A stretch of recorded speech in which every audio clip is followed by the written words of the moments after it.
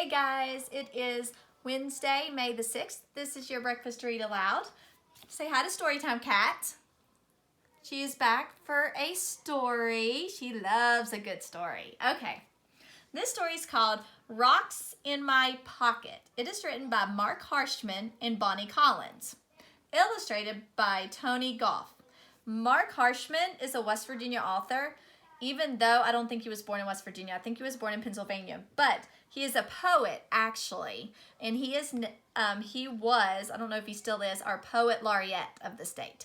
Apparently every state names a poet, so he was West Virginia's. Rocks in My Pocket. This will tell you about the authors. Actually, it says Mark Harshman lives in northern West Virginia, where he was an elementary school teacher. So that's pretty cool. I think he was born in Pennsylvania, but then he moved to West Virginia. And he was an elementary school teacher. And this is his book he wrote, Rocks in My Pocket.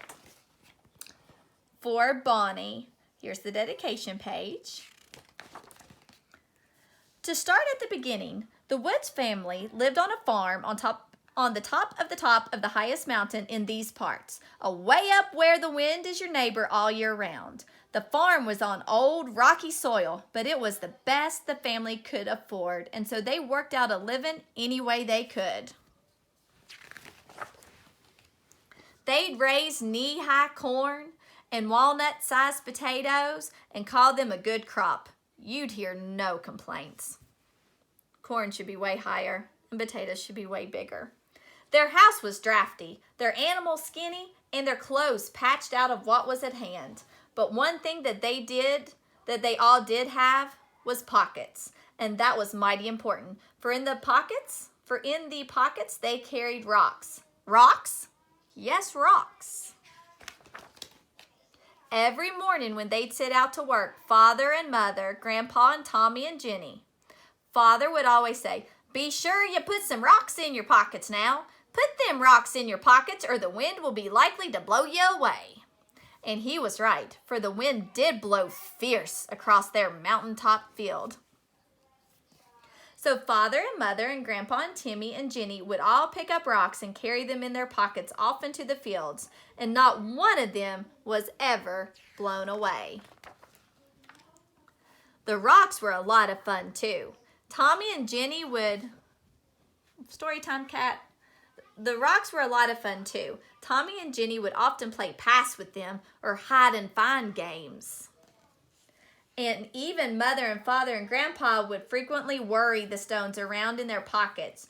"Just good to know they're there," Grandpa would say. "Who knows where my old dry bones would end up if this wind ever got a hold of me." There's Grandpa. Worry stones, like if you have rocks and you put them in your pocket, like you can fidget with them. Kind of something to do with your fingers if you get nervous.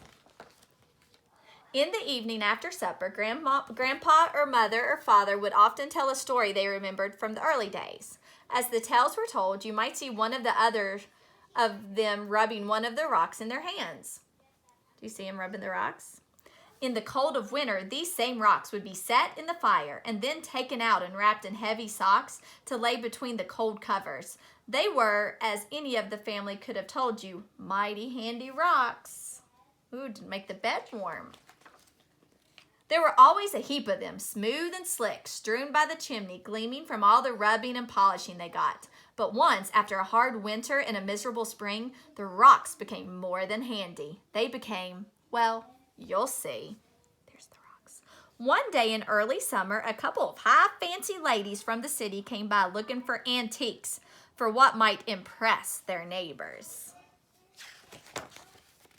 But the Woodses didn't have much in the way of antiques. Nope, Father Woods said they didn't have anything to sell. But just then, one of the ladies noticed the pile of rocks by the chimney. "My, but aren't those beautiful?" exclaimed the one. "Indeed," echoed the other. And they were kind of pretty, slick as glass, bright as the stars, with colors in them that just showed right through. Well, we've never seen stones like these before. What kind are they?" asked the first. "Well, I don't really know them by any name. They're just plain old rocks." "Would you sell them to us?" Well, I don't really have any reason to sell them to you. Oh, but we'd pay you a fair price. They're kind of rare now, aren't they? Well, Father Woods began to catch on then, and he said, well, yes, maybe they are. You don't see many of these kinds where you come from, I guess. What would you take for them? The ladies asked sweetly. And then he told them a reasonable price, and they paid him. And were those ladies thrilled? From the way they talked, there wouldn't be anybody in all of Pittsburgh or New York or wherever they came from that would have stones like these. Now, were those rocks really special? No. They have just rubbed them smooth. So they went back to their homes and they put their stones on display and bragged all over them. That night after supper, Father said, well, the corn's big enough to hoe in the morning, but before you kids go out, find a bunch of new rocks and get them into your pockets. Bring some back for your mom and grandpa, and then we'll all grab us some more later. You know, we might be in the rock selling business. And that was true enough. Folks started coming from cities and towns near and far. The money the Woods family made from those rocks drove the hard times from their door for good. Now, they didn't give up farming or their mountaintop, but it was easier with a little extra money to have more feed for their animals and warmer clothes and so on. Wow, look how much nicer they're dressed now. But of course, there were people who tried to take advantage. They would come out from the cities and ask around about those stones. They'd tell Father Woods that those by the chimney weren't quite right and ask him if he knew where they might find some similar ones. Father Woods, being an honest man, would tell them. And those folks, eyes as big as slab-sided sandstones, would go gather up a heap of field rocks. They thought they were awfully clever not having to pay Father Woods that way. But of course, those rocks never quite shone the way the ones in the chimney corner did, and nobody back in the city was ever impressed by them either. And those folks that took them will never figure out why.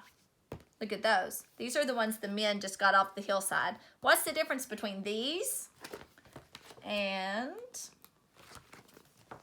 those? You want me to tell you? It was because the Woods family polished these by keeping them in their pocket all the time and rubbing them and making them smooth and bringing out the brilliant colors. These poor guys just picked them up out of the field and didn't do anything with them.